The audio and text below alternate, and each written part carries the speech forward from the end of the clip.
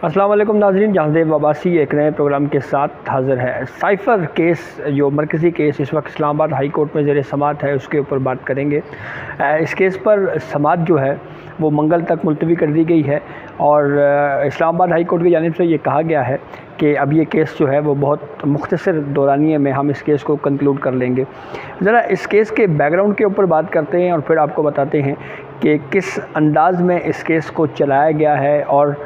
इस वक्त जो आर्ग्यूमेंट्स प्रोसिक्यूशन की जानिब से किए जा रहे हैं वो आर्ग्यूमेंट्स वीक क्यों हैं। तो सबसे पहले तो आपको बताएं कि जो मरकज़ी प्रोसिक्यूटर थे इस केस में राजा रिजवान अब्बासी, वो इस वक्त पाकिस्तान में नहीं हैं और उनके बजाय जो एडवोकेट ज़फ़र अब्बास नकवी हैं वो जो है वो आर्ग्यू कर रहे हैं। एक चीज़ जो हम कोर्ट रिपोर्टिंग में देखते हैं वो ये देखते हैं कि जो वकील किसी केस को आर्ग्यू कर रहा है उसका क्या बैकग्राउंड है और वो किस क्रिमिनल केसेस में कितने ऐसे क्रिमिनल केसेस हैं जिसमें उन्होंने जो भी वकील कोर्ट में पेश हो रहा है उन्होंने वो कौन कौन से इम्पोर्टेंट केसेस हैं जिसमें वो पेश हुए, कहाँ कहाँ पे क्वेश्चन ऑफ लॉ एड्रेस हुआ। तो ये एक इंतहाई अहम केस है और इस केस में जो वकील माशाल्लाह से प्रोसिक्यूशन की जानिब से खड़े किए गए हैं वो उसका हाल आपके सामने है। आज इस्लामाबाद हाई कोर्ट में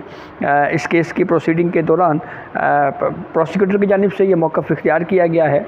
कि इस केस को जो है वो दोबारा रिमांड बैक किया जाए। ये डायरेक्ट तो खैर प्रोसिक्यूशन की जानिब से नहीं कहा गया, लेकिन आर्ग्यूमेंट्स के बाद फिर इस्लामाबाद हाई कोर्ट की जानिब से ही एक ऑब्जर्वेशन दी गई और उनकी जानिब से ये कहा गया कि क्या आप ये चाहते हैं कि इस केस को दोबारा रिमांड बैक करेंगे। हम इस केस को दोबारा रिमांड बैक नहीं करेंगे। तो जिस अंदाज़ में इस केस को पहले ट्रायल की स्टेज के ऊपर पहले ताख़ीरी हरबे इस पे इख्तियार किए जाते रहे इमरान खान की कानूनी टीम की जानिब से, वो भी हमारे सामने हैं। और फिर उसके बाद जिस तरह से इस केस में हेस्ट का मुज़ाहरा किया गया, इंतहाई जल्दबाजी का मुज़ाहरा किया गया, वो भी जो है वो हमारे सामने है कि किस तरह से इस केस को इंतहाई तेज़ी के साथ जो है वो सुना गया और फिर उसके बाद उसको डिसाइड किया गया। पाकिस्तान की जुडिशल हिस्ट्री का ये एक बहरहाल एक इम्पॉर्टेंट केस है। इमरान खान एक पब्लिक गैदरिंग में, एक जलसे में उन्होंने एक कागज़ का टुकड़ा लहराया और कहा कि ये देखें, ये मेरी हुकूमत के ख़िलाफ़ अमेरिका ने साजिश की है। और फिर ये एक साइफ़र आया है और फिर उसके ऊपर उन्होंने फिर बाकायदा पाकिस्तान तहरीक-ए-इंसाफ़ ने उसके ऊपर बयानिया बनाया और कहा कि हमारी ये जो वोट ऑफ नो कॉन्फिडेंस है इसके पीछे जो है वो अमेरिकन्स का हाथ है। लेकिन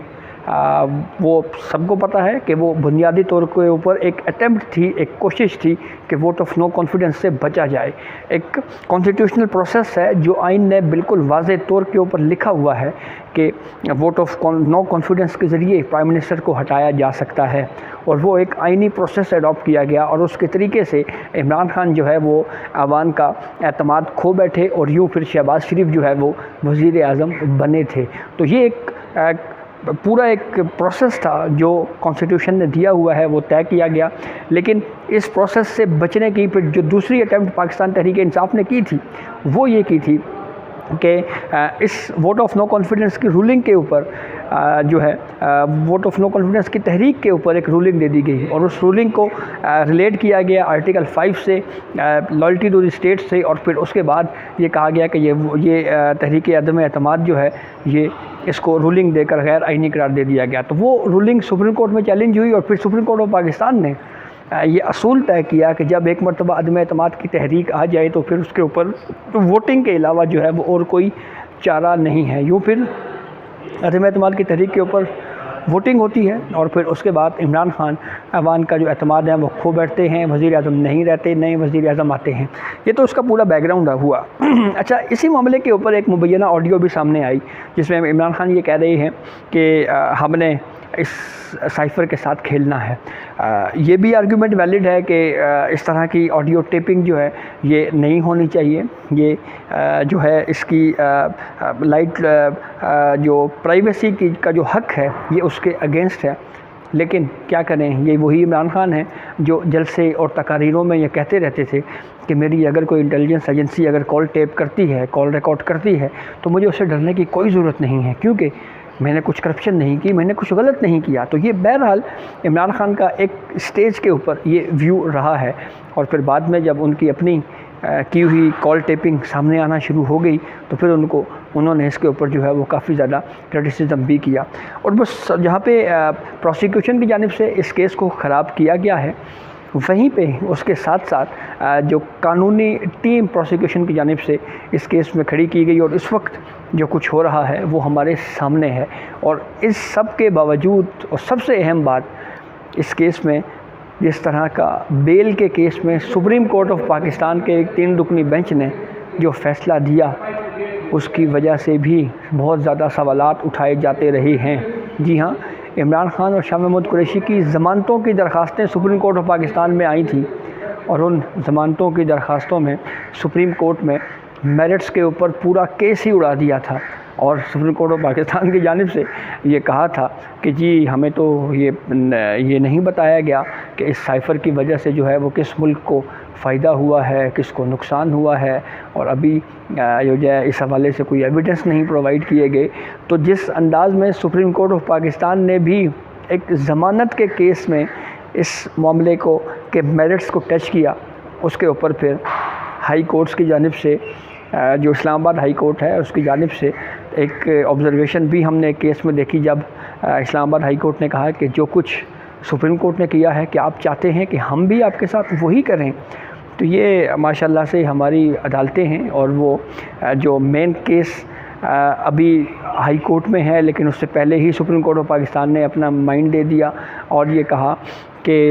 ये केस ही जो है वो नहीं बनता, इसमें किसी दुश्मन मुल्क को फ़ायदा कैसे हुआ ये बताएं, दुश्मन फिर उसके बाद जो दोस्त ममालिक हैं वो कैसे नाराज़ हुए ये बताएं, और ये सब कुछ अभी इस्टेब्लिश नहीं हो रहा। तो ज़मानत के केस में सुप्रीम कोर्ट ऑफ पाकिस्तान में मेरिट्स के ऊपर पूरा केस पहले ही फ़र्क कर दिया था और इसके ऊपर काफ़ी ज़्यादा क्रिटिसिज्म इस वजह से भी हुई कि जब किसी भी कोर्ट के पास कोई ज़मानत का मामला आता है तो कोर्ट सिर्फ ये देखती है कि जो शख्स ज़मानत मांग रहा है क्या हम इसको ज़मानत दे सकते हैं या नहीं दे सकते। लेकिन माशाल्लाह से सुप्रीम कोर्ट ऑफ पाकिस्तान ने भी, हमने जिस अंदाज़ में इस केस को चलाया गया, बेल केस में केस के तमाम मेरिट्स डिस्कस हुए और फिर उसके ऊपर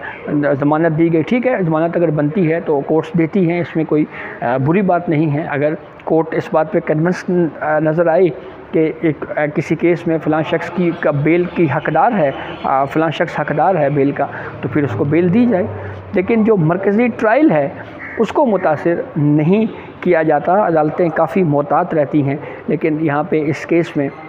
जो सुप्रीम कोर्ट ऑफ पाकिस्तान में भी साइफ़र केस आया, उसमें तमाम मेरिट्स उसके डिस्कस किए गए और उसके ऊपर जो है फिर ज़ाहिरी बात है काफ़ी ज़्यादा सुप्रीम कोर्ट पे क्रिटिसिज्म भी हुआ, लेकिन कहीं ना कहीं पे ये राय भी पाई गई कि इससे जो निचली अदालतें हैं वो इस ऑन ऑब्ज़र्वेशन से इस जो कंक्लूजन सुप्रीम कोर्ट ने निकाला है उससे मुतासिर हो सकती हैं। तो नतीजा फिर वही निकलता हुआ हमें नज़र आ रहा है। बहरहाल सुप्रीम कोर्ट ने आखिर में ये लिख दिया था जी कि हमारी ऑब्ज़र्वेशन जो है वो मेन केस को मुतासिर नहीं करेंगी, लेकिन सब कुछ कह भी दिया और फिर ये भी कहा जी कि इसका ये मतलब ना लिया जाए। तो ये जनाब इसका बैकग्राउंड है। तो अब प्रोसिक्यूशन ये कह रही है कि इसका रीट्रायल होना चाहिए और हेस्ट के ऊपर अब देखना ये है कि क्या इस्लामाबाद हाई कोर्ट इस पॉइंट को मज़ीद आगे एड्रेस करती है, ये मामला वाइंड अप हो चुका है। तो ये अब तक की अपडेट थी जिसे हमने आपको आगाह किया। बहुत शुक्रिया।